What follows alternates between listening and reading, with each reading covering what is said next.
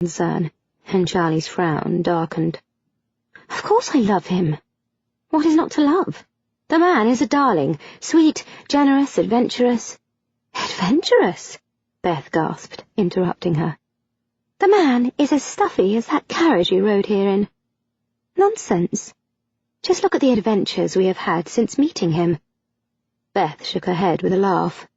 "Charlie, you are the one who brings about these adventures." "Mayhap," she shrugged, "but I could not have done so without Radcliffe." When Beth looked doubtful, Charlie sighed. "He took us under his wing and brought us to London.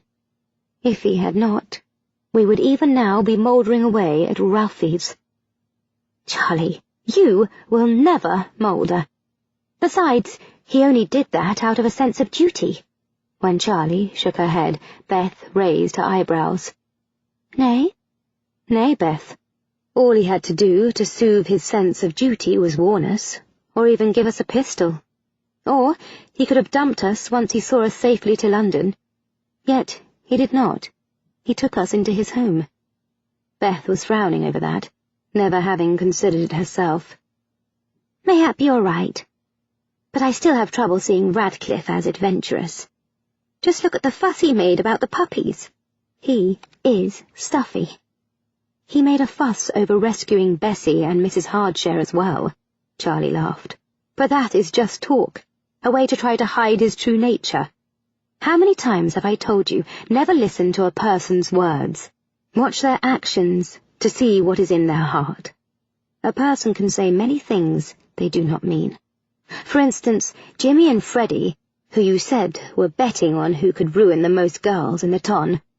Do you not think they said things to those girls that they never meant as they set out to ruin them?" "Aye, but—" "There are no buts," Charlie interrupted, then sighed. "All right, look at it this way. Radcliffe made a big fuss about Bessie, but when it came down to it, he is the one who announced that she was to be your lady's maid, and actually hired her on. Do you think someone, like Lady Mulberry, would have had her as a lady's maid?" "Oh, good Lord, no." Beth's eyes were wide. "Bessie had no training. Lady Mulberry would not put out good money for an unskilled servant." "Exactly. And the same goes for Mrs. Hardshare. Yet Radcliffe hired both of them despite his grumbling, even taking in Mrs. Hardshare's children. And then there are the puppies. He could have denied me the money to save them, and said it was for the best, or even have paid the farmer, insisting he keep them and use the money for their care. But he did not. He speaks like an old curmudgeon, but his actions negate that." She glanced down at the water briefly, but then added, "No stuffy old curmudgeon could possess the passion he does either." "You do love him," Beth said with relief. "Aye." "Then you will not try to contest the marriage?" She gave a bitter laugh. "How could I? Uncle Henry would just try to force me into marriage with someone else, and Lord knows who he would find this time, since I would be ruined." "You do not sound happy," Beth murmured worriedly. "Would you be happy to be married to Tom, loving him yet knowing he did not love you?" "Oh, Charlie! He must love you. How could he not?" "Spoken like a true sister," Charlie murmured wryly, then admitted, "He told me he did not love me." "He told you?" She gasped in horror. "Well, he told Charles," she explained on a sigh. "I asked if he loved her, me, and he said, 'I do not.'" "Oh, Charlie." Her sister's eyes filled with sympathetic tears. Swallowing a sudden lump in her throat, Charlie stiffened her back a bit and glanced away. "You had best get going. Your bath should be ready by now." Beth hesitated, then seeming to recognize Charlie's need to be alone, she nodded reluctantly and moved slowly toward the door. "Good night." "Good night," Charlie murmured as the door closed, then heaved a sigh and proceeded to wash her hair. Radcliffe raised his hand to the door, then paused and drew it back, leaving the door unopened. Oddly enough, he was suddenly inexplicably nervous. This was his wedding night, but it would not be his first night with Charlie. So, that was not the reason behind this sudden nervousness. Nay, he suspected the source of it was his uncertainty as to how his new bride was reacting to the knowledge that they were now married. He had no idea what to expect.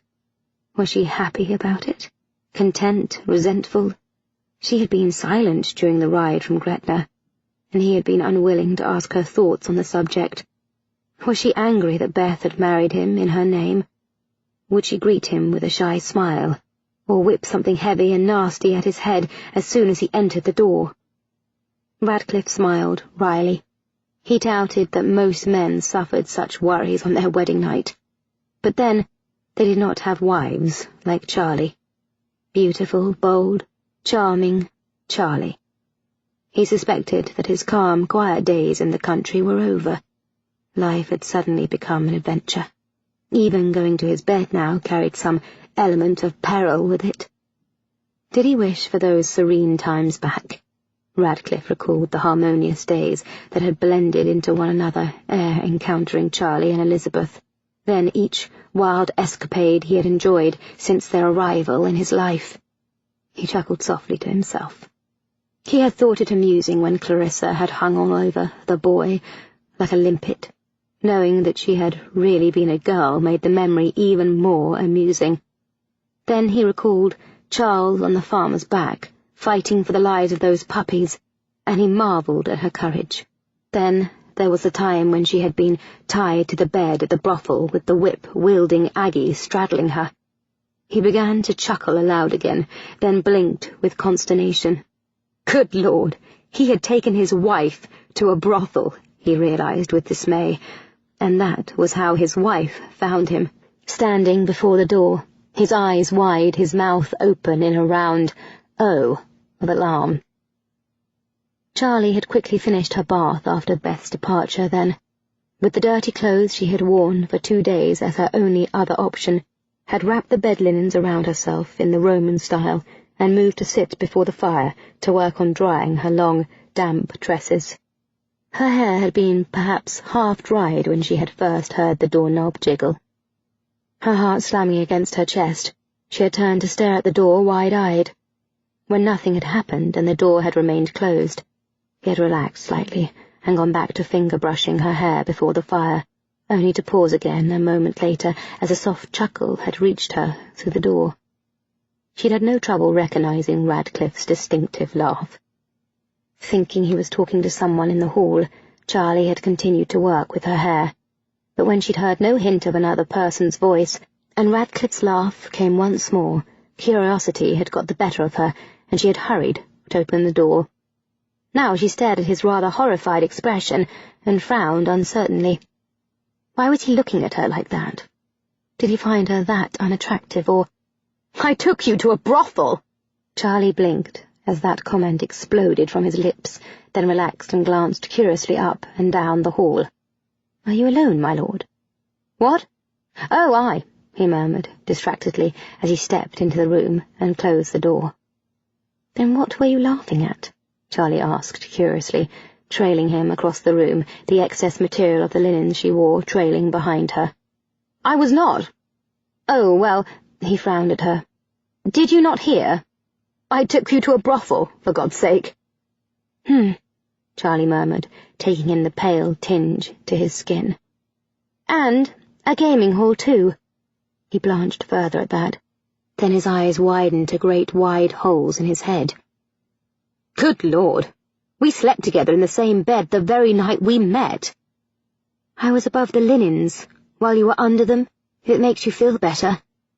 She had moved to the fire and was holding her hands out toward it, as if they were cold, her expression impossible for him to read. Gripping his future firmly in both hands, he murmured, "And is that how you wish to sleep tonight, as well?" She glanced about sharply at that, then followed his gaze to the linen she wore draped around her in what he suddenly realized was a most fetching and seductive manner. After the briefest of hesitations, she met his gaze again, holding his eyes with her own as she calmly reached up and undid the toga-style affair. It dropped to the floor without even a whisper of sound, and she raised her chin defiantly. He may not love her, but he wanted her, and, with her usual gusto for life, she would take what it had to offer. Radcliffe swallowed. His wife did not say a word. But then, she did not need to. Her actions were answer enough, he supposed, as his gaze slid down over her generous breasts with their proudly erect nipples, across the gentle swell of her stomach, along the curve of her hips to her well-shaped thighs and calves, before sliding back up to her face. "My beautiful, bold, charming Charlie," he breathed his thoughts of earlier aloud. Her action, her stance, and her proud bearing seemed to epitomize her personality. Bold and passionate. "Dear God, I am the luckiest of men," he thought faintly, then lifted a hand, holding it out to her. "Come here." When she stiffened, then hesitated, he thought they were about to begin the war of wills that was surely to come, for she was not one who would be ordered about. But instead of standing her ground and demanding that he come to her, she took several steps forward, erasing half the distance between them, then stopped, her eyes challenging. Her message was clear. She would meet him halfway, but that was as far as she would go. Carland would have beat her for her defiance on the spot. Radcliffe merely smiled and removed the rest of the distance between them with a couple of short strides. Let other men battle for obedience, he decided, as his arms closed around her warm, soft body. He had Charlie. That was his last sensible thought before his wife's arms slid around his neck. Chapter 19. Charlie peered down at the ring she was twisting on her finger and sighed. Her wedding ring. Radcliffe had given it to her at the inn they had stayed in after leaving Gretna Green. That had been 2 weeks ago. For 2 weeks she had lived the life of a supposed married woman. She thought of it as supposed because she was not at all sure that their marriage was legal, since she had neither tended it nor signed the register. Despite that, Charlie actually did feel married, and it was just as miserable as she had feared it would be. Not that Radcliffe treated her badly. He merely treated her as she imagined most of the husbands in London treated their wives. He was kind and gentle, even concerned. Unfortunately, he did not talk to her anymore, not the way he had when he had thought her to be Charles. They'd had grand discussions and debates then. He had discussed various investments with her, listening to her opinions as if they were valid. Now he tended to take on a rather condescending air and humouring attitude with her, no matter what she said, and he simply refused to speak of business at all. Charlie could not stand it. She thought if he gave her one more of his "what a precious little creature you are" smiles, she would throw something at him. The only place he treated her as an equal anymore was in bed. Unfortunately, Radcliffe seemed to have a problem with concentrating upon financial affairs in bed.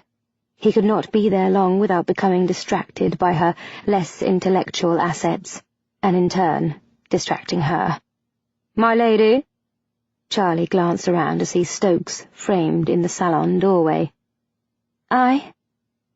"Lady Seguin, the Countess of Chiltingham, is here to see you." Relieved to have something to distract her from her thoughts, Charlie hurried forward and flew past him into the hallway. "Bessie!" she greeted affectionately, and then her smile died as she saw the other girl's tear-filled eyes and tightly clenched hands.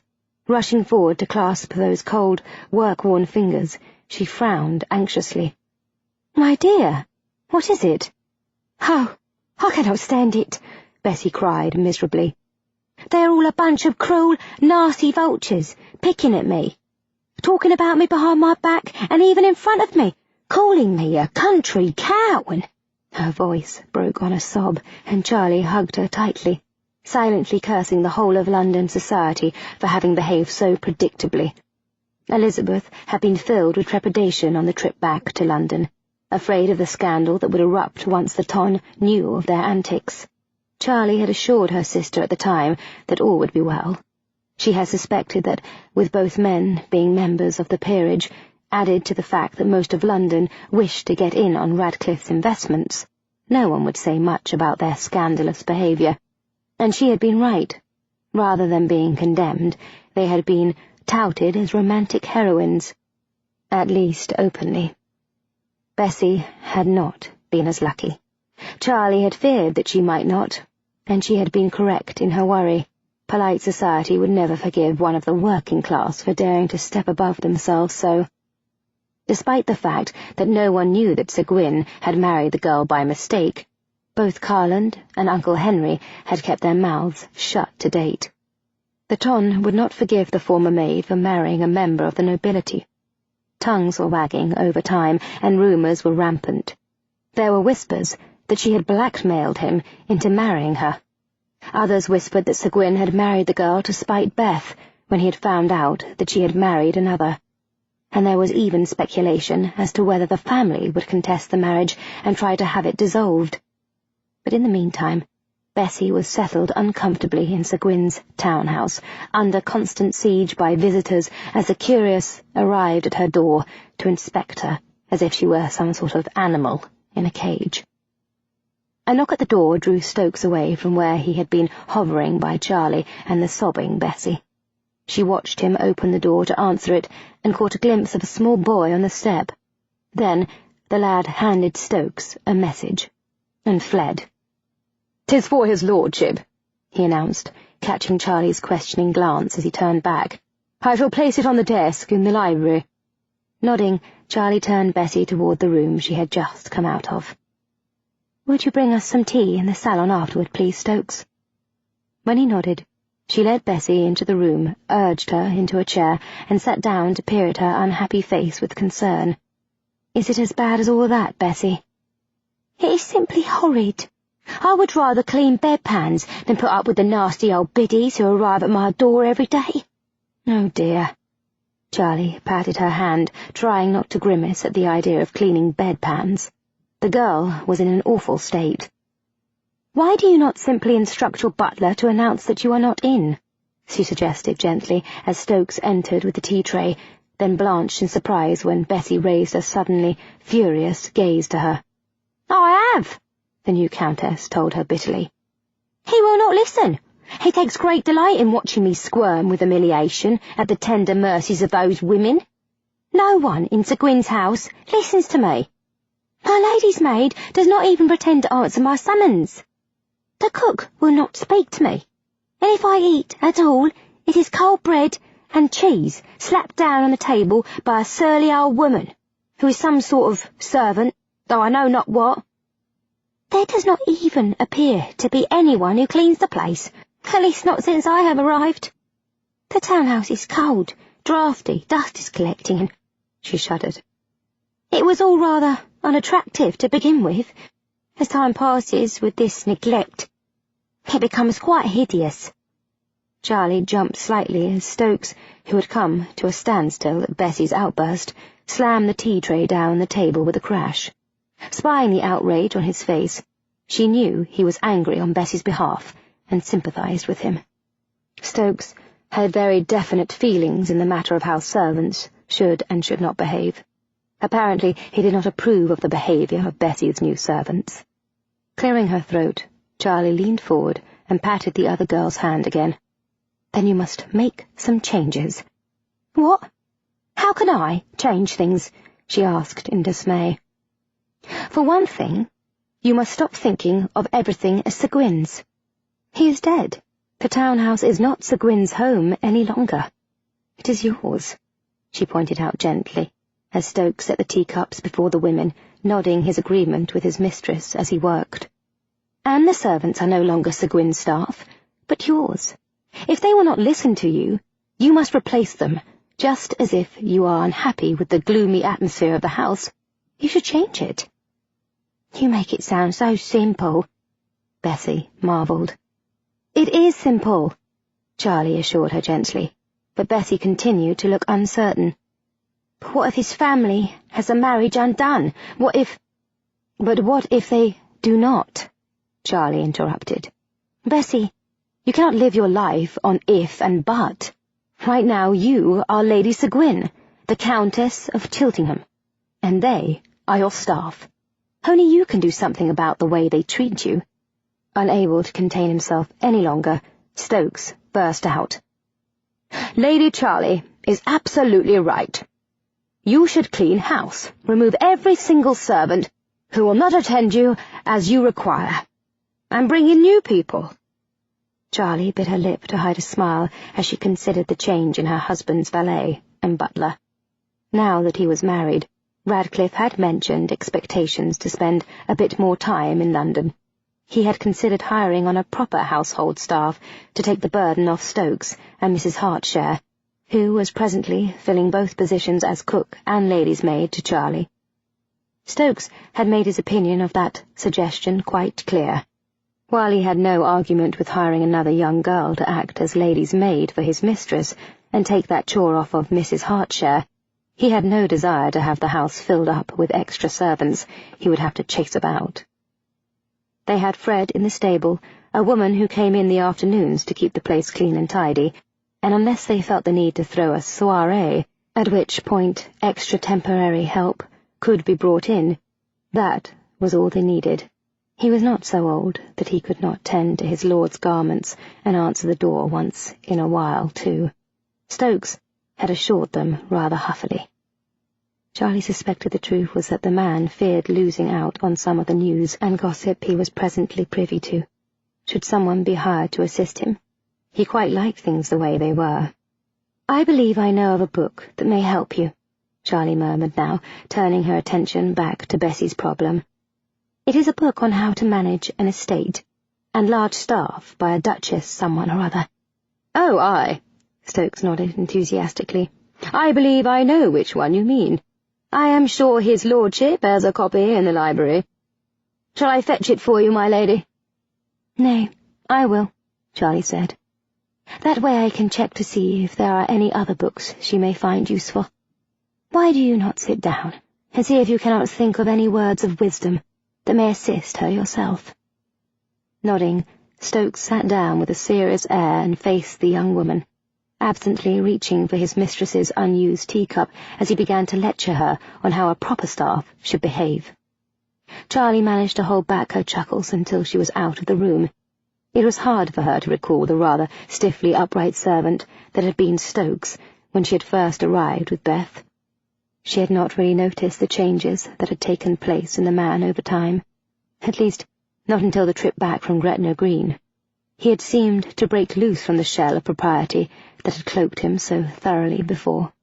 Charlie placed the responsibility for his very definite loosening up at Mrs. Hartshare's door. The man was obviously besotted with the woman, and he positively doted on her 2 children. Mrs. Hartshare seemed to have a growing affection for the man as well, and Charlie thought it was all rather marvellous. The Hartshares deserved a good man in their lives after what the late Mr. Hartshare had put them through. Charlie could not think of anyone nicer or more stable than Stokes. Slipping into the library, Charlie quickly found the book in question. Snatching it off the shelf, she set the heavy tome on the desk and returned to browse the shelves for any other books that may be of service in this situation. Once she had 3 more books selected, she returned to the desk to collect the first one, only to freeze as her gaze encountered the message that Stokes had placed on the desk, where his lord would spot it upon his return. The note had been rolled up and tied with a blood-red ribbon, just as the blackmailer's missives had been. The skin prickling at the back of her neck, she set the books down gently on the side of the desk, then picked up the message and quickly removed the ribbon, sinking onto the desk chair as she read the words written there. "If you wish to discover the identity of the person who has been blackmailing your bride, come to Aggie's at 11. Charlie lowered the note to glance at the bracket clock on the wall by the door. Why, that was in just 10 minutes. Radcliffe was not even home. He would never see the message and get there in time too. Frowning, she shook her head. Why would he need to anyway? They were married now. Besides, the secret of her and Elizabeth's escapades was well known among the ton, and had been forgiven. Well, Most of them, anyway, she thought with a grimace, and glanced down at the rest of the message. If you do not show up, I will assume that you will not mind all of London knowing that your wife visited a brothel ere your marriage. Charlie groaned as she read that. That little adventure was the only one that the ton was not aware of. She could well imagine the furor that would arise should it come out that Lady Radcliffe had been a patron of a common bawdy house. Crumpling the letter in her fist, she threw it angrily across the room and stood to hurry around the desk and out at the library. When a glance into the salon showed her that Mrs. Hardshare had joined the little advisory discussion around the tea-tray, and that her own presence was not being missed, Charlie swerved toward the stairs and rushed up them. Despite her assurances to Radcliffe, Charlie still had one of the outfits she had worn during her stint as Charles. She had not understood on their return home why he would insist that she destroy them all, but had merely murmured her consent and handed them over to Stokes to get rid of as he saw fit, except for the outfit she now dug out of the chest at the foot of the bed. She suspected now that it may have been her husband's hope to avoid something like this from occurring. Radcliffe was very good with details, and would not have overlooked the fact that the blackmailer who had sold her back to her uncle was still out there, and may contact them again. Charlie had not thought of that. She had assumed that now that she was married, she was safe. She supposed that her husband, in his own way, may have been trying to protect her. But would he really rather risk her being ruined than to have her dress as a man again, to meet a blackmailer and save herself? Probably, she thought, with a wry grimace as she stripped out of her clothes. Men could be so irrational at times. Grabbing up the strip of cloth, she quickly bound her breasts, grimacing at the necessary discomfort. Then she donned the male clothes, tied her hair at the nape of her neck, slid it down the back of her shirt, and slapped the now ratty old wig on her head. Moving to the small chest on the bedside table, she used the key that hung around her neck to unlock it and quickly scoop out a handful of coins. Charlie then hurried from the room, ran down the stairs and straight out the front door, without a word to anyone. They would have just tried to talk her out of going, and she would have had to waste a lot of time convincing them that she was doing the right thing. Charlie did not have that time to spare. She could not risk the blackmailers giving up on Radcliffe's arrival and going elsewhere with this information. She wasn't worried about this information getting out so much on her own behalf. Nay, her main concern was for Radcliffe. The scandal that would erupt should the story of her antics get out would be a humiliating price to pay for having tried only to rescue her from a horrible life, or more likely death, with Carland. He deserved better. She owed him better. And she would see that he got it, she thought determinedly, as she flagged down a hack and climbed inside after shouting out her destination to the driver. It was a very short ride to Aggie's. She recalled it as having been longer the first time, but that may have been due to the circumstances. Then she had been anticipating a night at the club or someplace equally entertaining. She had been impatient to arrive. Today she was full of trepidation about going there. When the carriage stopped, Charlie peered out the window at the facade of the brothel, then descended reluctantly and handed the driver a coin. "I don't think they're open yet, my lord," the man commented, taking in the silent and still atmosphere around the building as well. It was as if all its inhabitants, and even the building itself, were sleeping or waiting. He shook his head. "They are most likely all still abed after last night's business. Are you sure you wouldn't rather go elsewheres?" "Nay, this is fine, thank you," Charlie murmured, turning away to walk slowly up to the door. She took a moment to inhale a deep breath before knocking, then managed not to shrink when it was opened by a giant who eyed her doubtfully and rumbled, "We ain't open yet." Clearing her throat, she lifted her chin and announced with as much arrogance as she could muster, "Radcliffe, at your service. I am expected." His bushy red eyebrows rose at that, but he stepped aside at once. Charlie could not be sure whether he doubted her veracity in claiming to be expected, or that he did not believe that the slender young lad before him was Lord Radcliffe. She did not care either way. She simply ignored his attitude and stepped inside, eager to get this business over with and return home to her imperfect, but at least mostly pleasant, life with her husband. "This way." Turning, he led her across the hall and upstairs. Recognizing the room he led her to as the very one she had encountered Bessie in, Charlie hesitated about entering until she spotted the man standing by the window, with his back to the room. Blowing her breath out on a long sigh of resignation, she stiffened her spine and strode into the room with a false air of bravado, then jumped in surprise when the door slammed shut behind her. The man at the window had not even reacted to the sound. After several moments ticked by and he still had not turned to face her, Charlie gave up her feigned indifference and shifted unhappily. "Well?" "Well," the man murmured and turned to face her, revealing the flintlock pistol he held in his hand. A jolt of disbelief ran through her as she stared at the weapon. A second rocked through her when she raised her gaze to peer at his face. "Norwich!" she gasped, her gaze shifting between his face and the pistol he held as it dropped limply to his side. The pistol looked vaguely familiar to her, though she'd had no occasion to have seen it before now. One hardly displayed guns at balls and soirees, and those were the only places Charlie had ever had occasion to meet up with the brother of the man Radcliffe's sister had married. "What are you doing here?" He stared at her blankly, then down at the weapon he held and away toward the window, a frown furrowing his brow. He hesitated, then grimaced and gazed back at her, giving a short laugh that ended on a sigh. "You know why I'm here." "A spot of blackmail," she suggested dryly. "It was you all along, was it?" He shrugged slightly. "London living is quite expensive." "How did you know who we were?" "I have a passing acquaintance with your uncle. I was even at your country estate once. It was a very brief stop," he added when he spotted her doubtful expression. "He owed me some money, and I came by to get it. I was not there long enough to be properly introduced, but I did spot you and your sister returning from the village as I left in my carriage."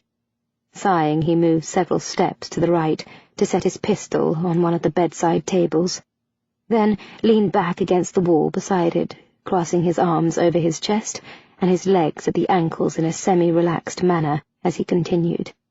"Still, I did not recognize you at first. It had been well over a year since I saw the two of you.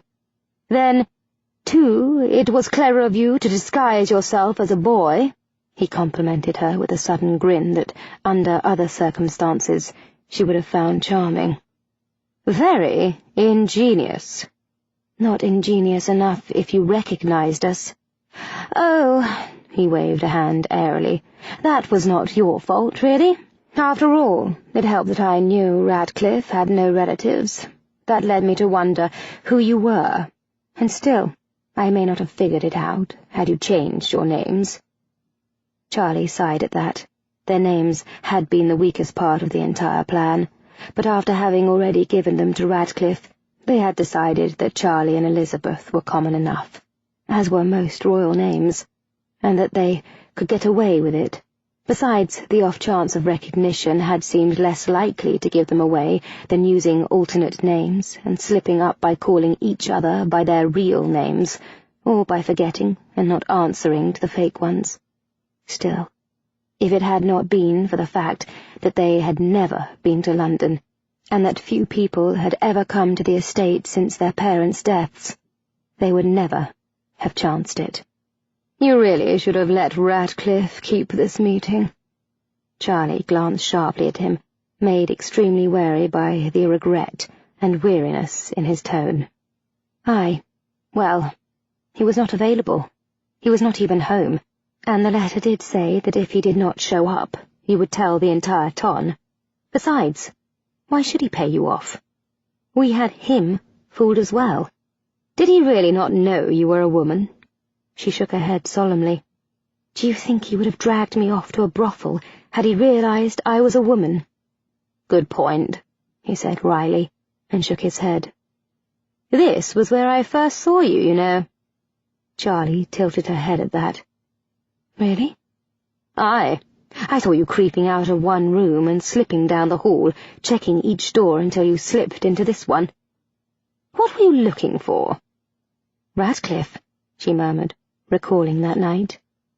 I realized you were a woman right away. Charlie gave a start at the claim, then shook her head, not bothering to hide her disbelief. Oh, aye, the rest of London was fooled, but not you. He merely shrugged. It is all in the presentation, I suspect.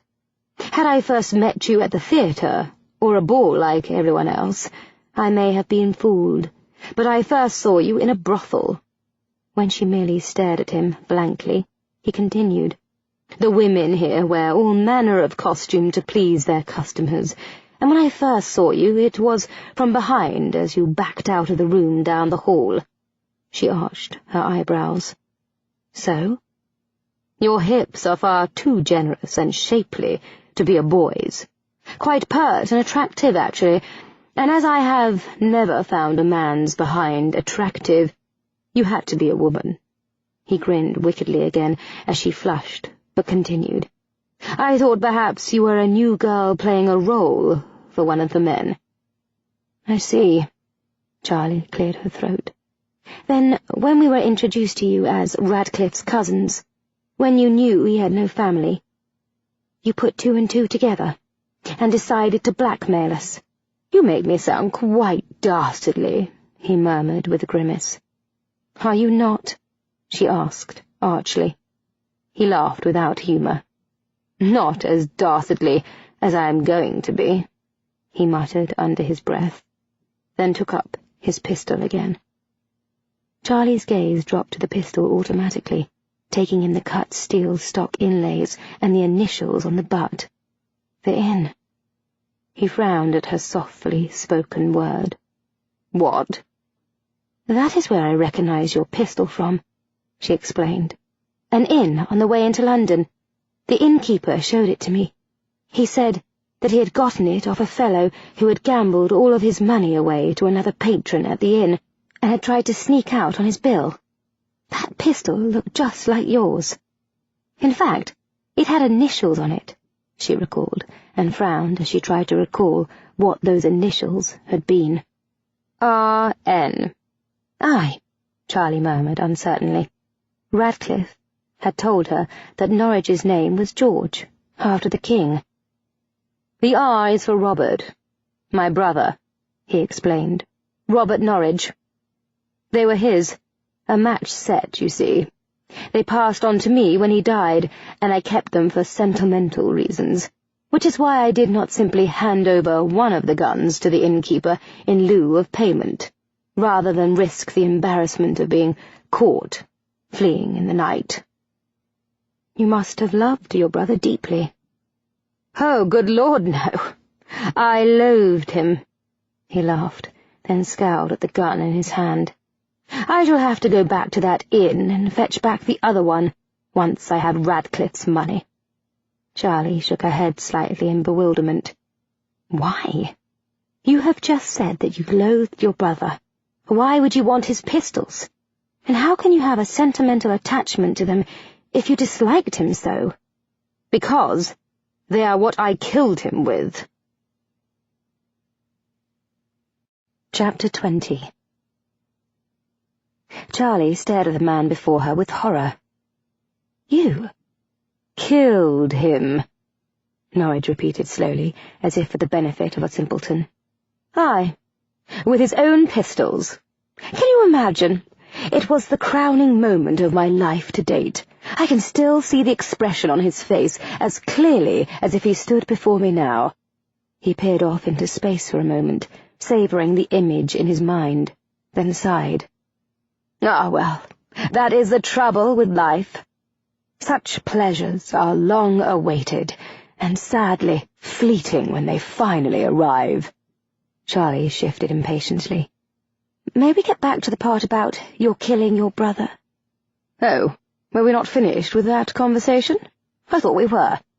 What is it you wish to know? Charlie took a deep breath, trying to sort the questions barraging her mind. I was told he was killed by bandits. Well, I could hardly go riding back to the house shouting, I shot him! I shot my brother! He shrugged. There had been a bandit working in the area. He made an easy target for laying the blame. She hesitated.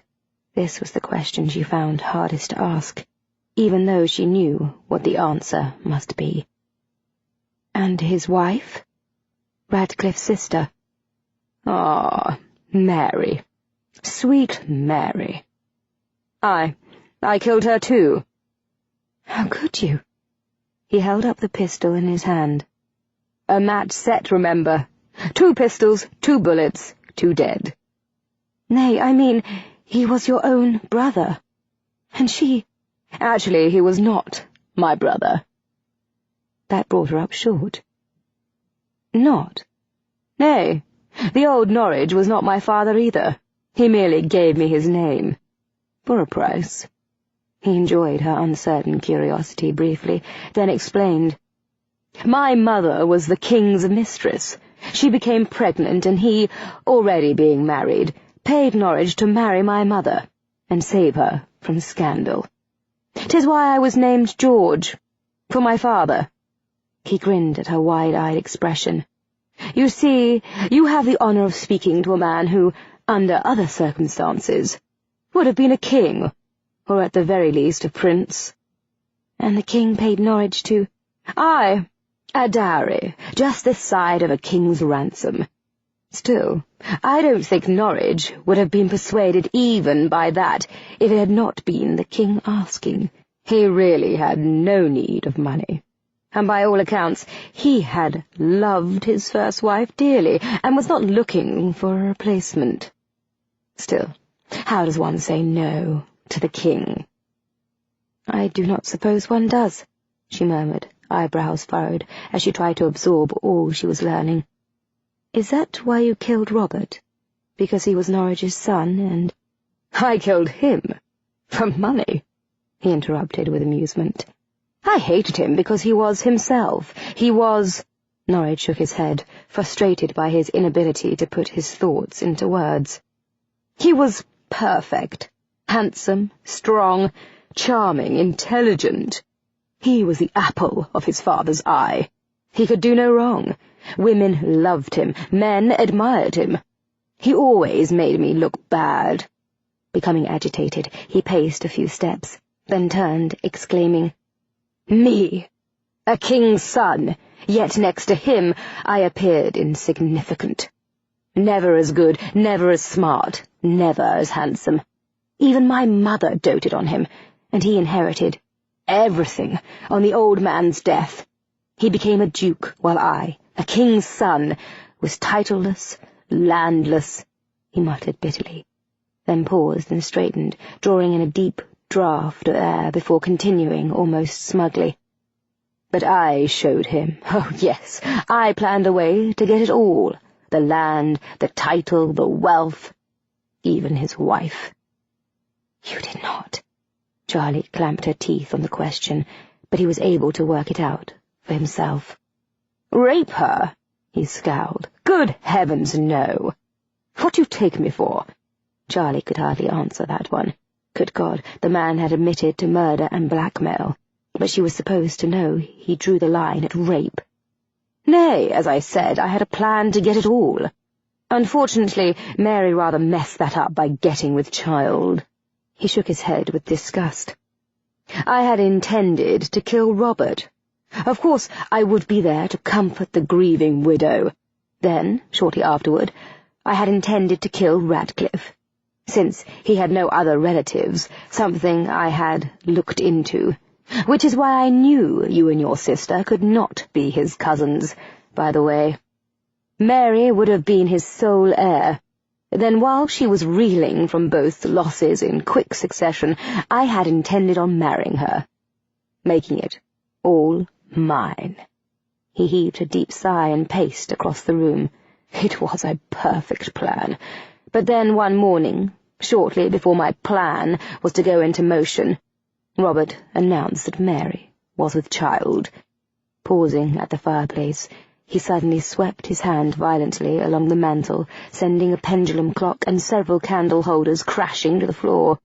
Charlie jumped, then eyed him warily as he turned to face her. "An heir would have ruined everything, of course. I lost my temper," he announced, with a charming grimace. "And in a fit of pique and fury, I decided to kill her as well. Shortly after they left to go to Radcliffe's, I searched out Robert's pistols, loaded them, and rode to a spot halfway between both estates. It was a damp day. Chilly. I remember my hands grew numb from the cold at one point, and I feared I would not be able to shoot the pistol. But then, finally, I saw them come around the bend on their horses. They were laughing at something and casting each other loving looks. I stepped from the trees, aimed for Mary's heart, and shot. She did not even cry out. She simply stiffened in her seat, then tumbled to the ground. Robert screamed her name and leapt to the ground to hurry to her side. He lifted her into his arms, rocking her and whispering her name over and over. He did not even look around to see me approach, not until I stood right beside him. Then he raised his head, stared at me blankly, and said in the most pitiful voice, "George, Mary has been shot." I said, I shot her." Then, as the realization dawned on his face, I raised the other gun, his other gun, and shot him too. He released a deep sigh of satisfaction. It is a moment I have enjoyed remembering with great satisfaction for years.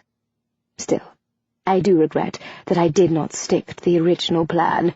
Once my temper had cooled, I realized that I could have followed the original plan to the letter, except that once I had married Mary, I would have had to instigate a fall from a horse, or a tumble down the stairs, to cause either a miscarriage of Robert's child, or both their deaths. Either eventuality would have solved the dilemma nicely. And I really could have used Radcliffe's fortune. One fortune was not enough, she asked with disgust. As I said, London living is quite expensive. Besides, as you may have guessed, thanks to the incident with Robert's pistol, I do like to gamble. When I win big. But when I lose, he shrugged philosophically, money has gotten a bit tight. The creditors are becoming quite nasty with their threats. That was why I was so happy when I heard that Radcliffe had married you. Charlie was having trouble following his reasoning. What did her marriage to Radcliffe have to do with his gambling? Unless I realized then that God was giving me a second chance. God has nothing to do with this madness, Charlie gasped. He eyed her with a solemnity that seemed almost sane. You are wrong, my dear. The kings of England are direct descendants of Christ. His blood flows through our veins. God takes great interest in what I do. Doué mon doigt.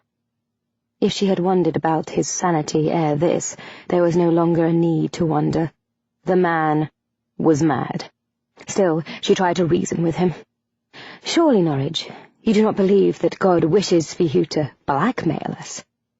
Blackmail? He appeared surprised. I do not intend to blackmail you any more. Now she was truly confused.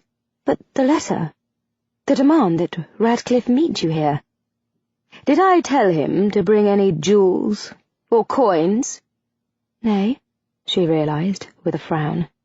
Then what? I plan to kill him, of course. When she blanched at those easy words, he smiled. You are married to Radcliffe. He has no other relatives. When he dies, you will inherit all. Then I shall marry you, and it will all be mine. He was looking terribly pleased with himself, and much to Charlie's horror, she could see that. Had she not learned all she had today, and had Radcliffe been home, received the message, kept the meeting, and been killed, She might very well, in time, have been charmed enough by the handsome, engaging man before her, and have married him, never knowing he had killed her husband. But now she did know.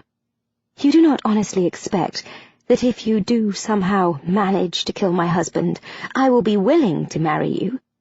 He scowled. Unfortunately, that is the problem you have created by arriving here in his place today. You were never to know any of this. I fear you have rather messed up my plans. In some ways, it is almost a repeat of the day Mary and Robert died. Charlie felt fear pierce her clear and sharp. Oddly enough, this was the first real fear she had felt since recognizing that Norwich was the man holding the pistol on her.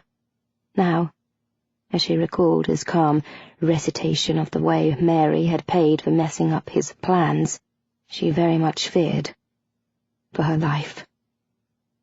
"My lord, thank God you are home." Radcliffe turned from closing the door to see Stokes hurrying toward him from the salon with Mrs. Hartshare and Bessie, hard on his heels. The expression on the usually placid man's face was enough to raise a responding anxiety in Radcliffe. "What is it? Where is Charlie?" I do not know," the servant admitted helplessly. "She went to fetch a book for Lady Sir Gwyn, and she did not come back. When we checked the library, it was empty.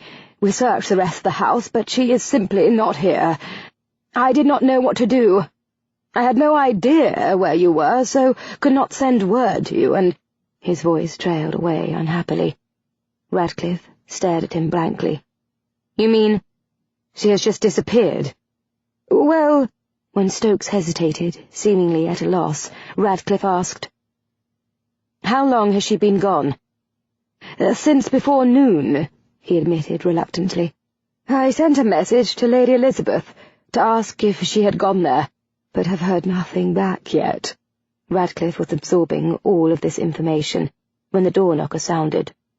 Turning, he pulled the door open, relief rushing through him briefly as he peered at the woman on the doorstep, until he realized that she was wearing a pastel gown. "Elizabeth." "Hi." Stepping quickly into the house, when he moved aside, she took in the worried faces around her.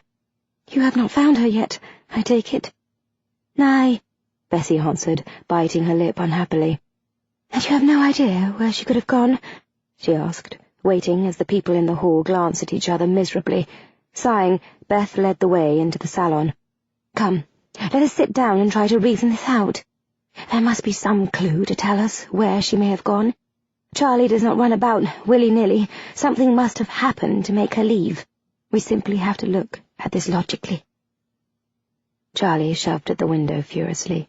She had been trying to open it since Norwich had left to consider what he was to do next. She supposed that he was trying to determine a way to let her live and force her to marry him after Radcliffe had showed up and he had killed him. Charlie had not told him that Radcliffe was not likely to show up. She distinctly recalled throwing the message across the library in a crumpled ball. She had seen it roll under a chair in a corner as she had rushed out of the library. Radcliffe was not likely to find it. Sighing, she gave up her frantic jerking of the window and examined it instead, cursing when she spied the nails that had been used to seal it shut. It seemed the proprietors were taking no chances after Bessie's escape. Moving to the next window, she checked to find that it too was nailed shut, then walked to the bed and sat on the edge of it. She had to think of a plan to get herself out of there. She had to warn Radcliffe. "So," Beth peered down at the list she had made. "Charlie spent most of the morning in here. Then Bessie arrived, directly after which a boy came to the door with a message for Radcliffe, and you took it into the library?" She glanced at Stokes to see the man nod solemnly before she continued. "She chatted in here briefly with Bessie, then went in search of a book in the library and never returned. But Stokes, you thought you heard the door close shortly afterward?" "Aye," he admitted unhappily. "And a search of the house revealed that she was nowhere to be found, but that several books were on the desk. The gown she had been wearing was in a heap on her dressing-room floor. No other dresses seemed to be missing to have replaced it, and that the message was gone. When Stokes, Mrs. Hartshare and Bessie all nodded in agreement that this was the basic situation as they knew it, she sighed. "And you do not know who this message was from?" Stokes shook his head. "As I said, a boy brought it." He hesitated, then added miserably, "It did not have any writing on the outside. It was just rolled up and tied with a ribbon." Beth and Bessie both stiffened at that. "A ribbon," they echoed in unison. "Aye." "What colour was this ribbon?" Bessie asked anxiously. "Red, deep red, almost the colour of blood." "Damn." Beth sank back in her seat. "What is it?" Radcliffe asked. "That is the way the blackmailer's messages came," she told him grimly, then glanced at Stokes to ask, "You are sure that the message is not still here?" "Well, it was not on the desk," he murmured uncertainly. Standing, Beth hurried out into the hall and on into the library. A glance at the desk proved Stokes right. The message was not there. She was gazing blankly around the room when a sudden uproar in the hallway drew her attention. Moving to the door, she opened it to see that the puppies were loose, and Mrs. Hartshare and her children were attempting to round them up, while the pups, thinking it all a grand game of chase, did their best to avoid capture. "I opened the kitchen door to go check on the children, just as they came in the back door with the pups," the cook explained, as she chased a pup past Beth. She cornered the creature at the end of the hall, but when she swooped down to gather it up, it scampered past her, scurrying into the library right past Beth. "Really," Radcliffe said, "this is hardly the time for such antics." Turning, Elizabeth hurried after the animal with Mrs. Hartshare on her heels. The puppy led them a merry chase, dashing under the desk, then across the room and under a chair. Each of them taking a side they blocked the animal in. Then Mrs. Hartshare bent to fetch the pup out. "What have you got there?" the woman muttered, tugging a small ball of paper from his mouth. "Honestly, you little beasties are forever into one thing or another," she chastised mildly. "Let me see that," Beth said. Eyebrows rising, the cook handed the paper over and watched curiously as Beth uncrumpled it. "It is not—" "It is," Beth cried, jubilantly, quickly reading the message. "Radcliffe!" He appeared in the door as she reached it, and she cried, "Mrs. Hartshare found it. It is from the blackmailer. He wanted you to meet him at Aggie's." "And Charlie went in my place," he guessed, taking the note to read it. "Oh, surely not," Mrs. Hartshare argued. "A decent woman wouldn't be seen at that place. She would not even be allowed in." "Nay, but Charles would," Beth murmured, thinking of the crumpled gown on the floor in her dressing-room and the fact that no other dresses had been missing. "Damn!" Radcliffe breathed, whirling to hurry toward the door. "Wait!" Beth cried, chasing after him to grab his arm and keep him from leaving. "You cannot just show up there. It may be a trap." "But Charlie is there." "That is even more reason to go about this cautiously. You may get her killed if you storm in without a plan." "It is early afternoon, Beth. No matter how I approach it, I will draw attention. All who will be there right now are women." Her eyebrows rose, an idea taking shape on her face. "Aye, you are right. You would be recognized. As a man." The click of the key in the lock warned her moments before the door opened. Standing abruptly, Charlie put on a brave face as the door swung open, only to sag in relief as Aggie entered. Garbed in a gown of flaming orange that was just as tight, loud, and ugly as the red dress she had been wearing when last they met, the woman eyed Charlie with fascination for a moment, then glanced over her shoulder and gestured to an older woman in the hallway. The servant rushed into the room, carrying a tray of food, set it down on the end of the bed beside Charlie, and hurried out. Aggie pushed the door closed, then turned to examine Charlie once more, her gaze sliding slowly over every inch of her in the male garb. Then she shook her head. "I don't know how you had me fooled into thinking you a lad." "People see what they want to see," Charlie murmured, with an indifferent shrug as she looked over the tray she had been brought with feigned interest, hoping the woman